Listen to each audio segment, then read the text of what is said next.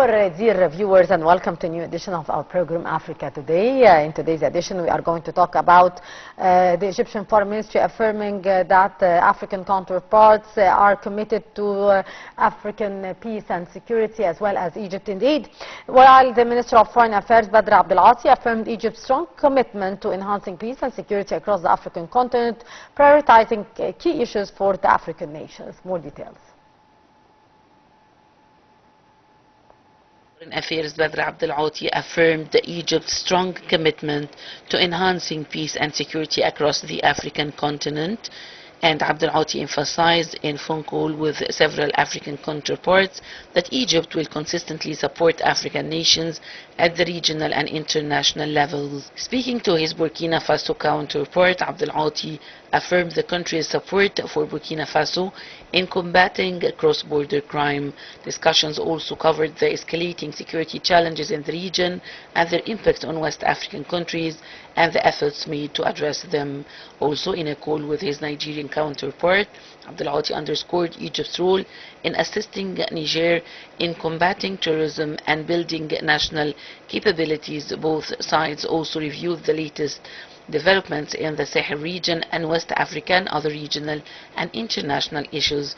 Furthermore, FM retreated to his Malian counterpart that Cairo's ongoing efforts to bolster security and stability in West Africa and support national government is inevitable. Late July, Abdelati and Prime Minister Mustafa Madbouli participated at the 6th mid-year coordination meeting of the African Union held in the Ghanaian capital Accra, and during their participation, the Premier and the top diplomat held several meetings aimed at coordinating the joint African action process and following up on the bilateral relations between Egypt and the African countries. And to shed more light on the issue, we are very much delighted to be joined over the phone by Ambassador Gamal Bayoumi, former Assistant Foreign Minister. Good afternoon to you, sir. Good afternoon. How are you? How are you, sir? Ambassador Bayoumi, according to a new report by the African Corporate and Investment Bank, Rand Merchant Bank, Egypt's economic complexity and potential makes it one of Africa's most attractive investment destinations. What's your take on that, Mr. Ambassador? Yes, it is normal. I am impressed, but not enough, because the normal thing that Egypt is the largest economy in Africa. It's not the largest, but also the most diversified. It is an economy of industry, of agriculture, mainly services, and we are covering all ways and means of investment. So that's why we are on top of the countries attracting investment, whether in Africa or in the Arab world. Yes. So I am happy. But not happy enough, because I'm greedy. I hope that we can get more and more investment in our country. The United Nations Conference on Trade and Development named Egypt as the leading investment destination in Africa 2023, last month, continuing its lead as a top destination in 2022. How do you view Egypt's leading role in the African continent so far, Mr. Ambassador? First, I must realize and put in the front that the UNCTAD was established in Egypt in a conference of one of the United Nations conferences. So they look to Egypt as a very important country to their activities. Yes. If Egypt is ahead in Africa, yes, and we are helping our African brothers in order to make more trade, more investment. And this is not easy, by the way, because Africa lacks services, lacks first-class banking system, lacks ports and airports. And mind you that some of our companies of travel by air do not cover all the continent.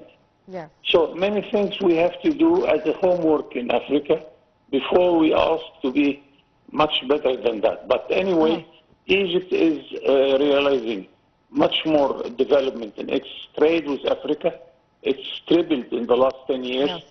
Africa is becoming much more important to us. Now we are members since some time in the East and South Africa countries, COMESA. Yes. And I hope that also the Egyptian initiative to make one united African free trade area will take place, because it is decided since Sharm el-Sheikh conference.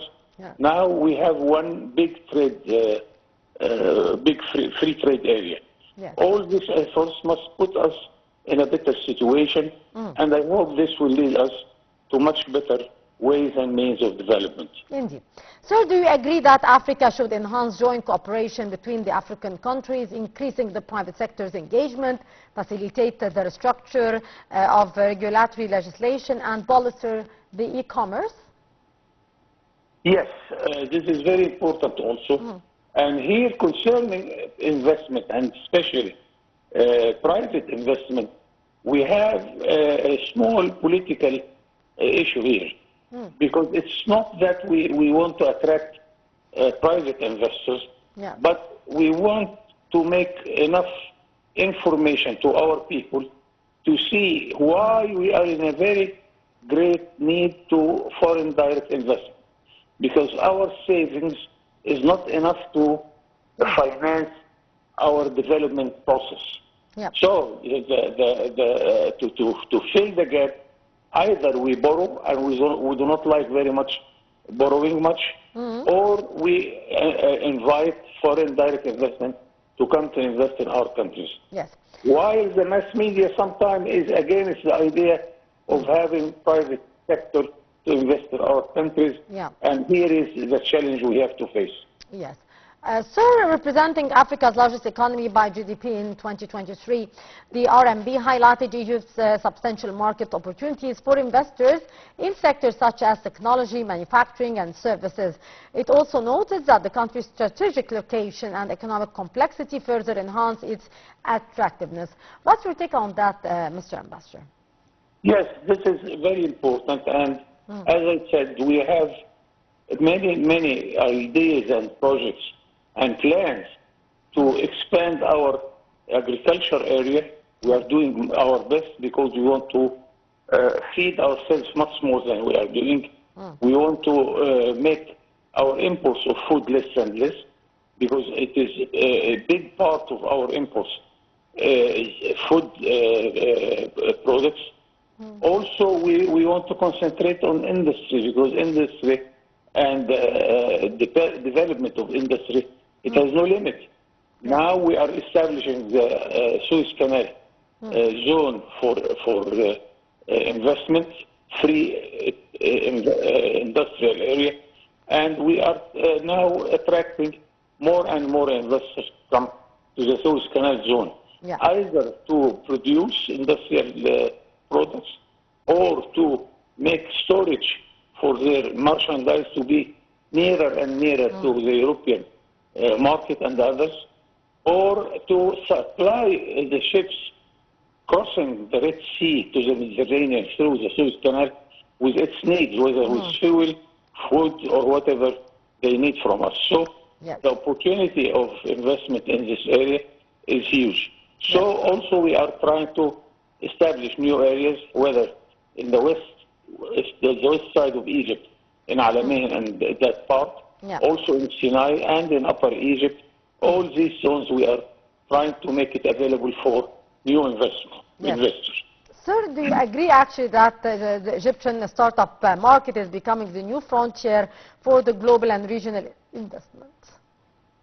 Yes, we are. It is a very detailed process, and we are covering every detail, because, of course, you need the main goals of your investment plan.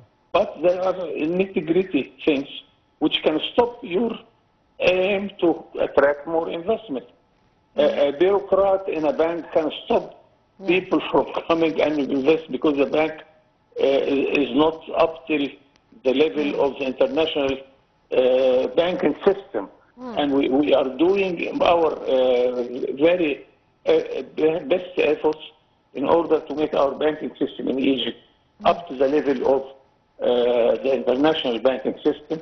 And all those small details can help a lot or can stop the idea of investors and investors. Yes. Sir, how can the opening of more Egyptian banks in the African countries contribute to increasing trade between Egypt and the other African states? Very important, because my experience in Africa, that we lack first-class banks. We don't have international banking system. And in order to send some money from one country to another, it takes you to go to Paris or to New York, unless you have banks in Africa from African countries. So I totally support the idea of Egypt and some big countries in the size of the economy of Egypt to establish banks and bank systems in Africa. Yes. Sir, to what extent does Egypt provide the necessary support to implement a number of infrastructure projects and achieve regional integration at the continental level? We are the largest country represented in Africa, not only by embassies, but by supporting technically the African needs. Yes. We have plenty of experts working for Africa on the account of the Egyptian fund for investment, for technical assistance in Africa. I was ambassador in Cameroon, and I had 70 different experts, whether in medicine, engineering, and teaching, and every sector, and this is a great help to Africa, of course. Another way that we are hosting thousands of Africans studying in our institutions, mainly in Al-Azhar al-Sharif, so we are doing our best.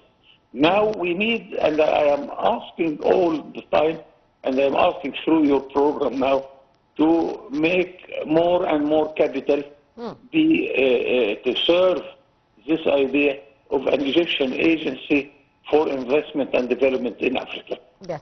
Finally, sir, from your point of view, what are still the challenges that we are facing as African states to increase the level of trade exchange? We need to talk to each other much more than we are doing. Because I see that now, since we started what I call the presidential diplomacy, it gets good results immediately. We need our top people to talk to each other, with the businessmen exchange views.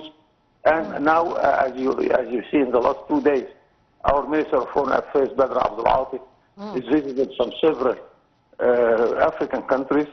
This exchange of views would lead to bring more ideas and more projects in order to be implemented in the near future. Indeed, Ambassador Gamal Bayoumi, former Assistant Foreign Minister, thank you so much, sir, for your precious input. Always a pleasure to listen to precious input, sir. And moving on, where thousands of Palestinians in the southern city of Khan Yunis were forced to flee yet again to other areas of the enclave. Thousands of Palestinians in the southern city of Khan Yunis were forced to flee yet again to other areas of the enclave. While a few had transport, many of the people could be seen carrying what they could on foot after the Israeli military ordered another mass evacuation.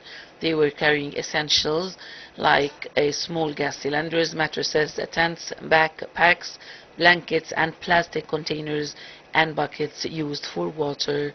People in the eastern areas fled to safe areas, but there is no safe place. They were searching for a place to shelter their children. The latest evacuation order covers large areas in and around Khan Yunis that was heavily hit by air and ground strikes earlier this year. The Israeli army says it plans to launch new operations there in response to the rocket fire. The United Nations estimates that around 1.9 million of Gaza's 2.1 million population are internally displaced, many of them multiple times. Nearly 40,000 Palestinians had been killed. The recent rupture of a crucial oil pipeline has sent fresh pain through the economy of South Sudan, where even the security forces haven't been paid in 9 months. The recent rupture of crucial oil pipelines has sent fresh pain through the economy of South Sudan, where even the security forces haven't been paid in 9 months. Some soldiers and civil servants are turning to side hustles or abandoning their jobs. South Sudan's economy largely depends on the oil it exports via neighboring Sudan, but war in Sudan has created widespread chaos, and the pipeline in an area of fighting ruptured in February.